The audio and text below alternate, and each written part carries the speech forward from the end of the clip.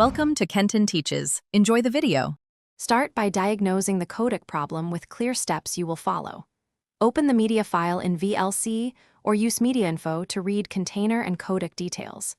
Note the codec name, sample rate, and bitrate shown in the Details view. Try playing the file in a second player to confirm the error repeats consistently.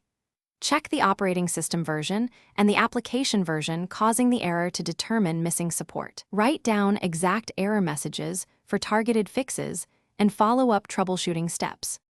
Next, install or enable the codecs required for playback or editing. On Windows, use a trusted codec pack such as K-Lite or enable optional media features in settings.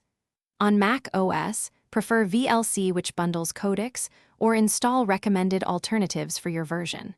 For mobile devices, update the app or install a compatible player that includes codecs.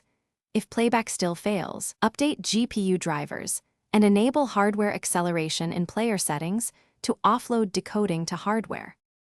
Finally, convert or use alternative tools when codec installation is impractical or blocked. Use ffmpeg to transcode or remux the file with commands such as ffmpeg-i input, mkvc, vlibs264c, awk output, mp4 for broad compatibility.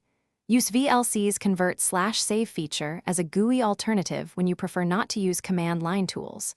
After conversion, test playback, audio tracks, subtitles, and sync to ensure the video meets your requirements.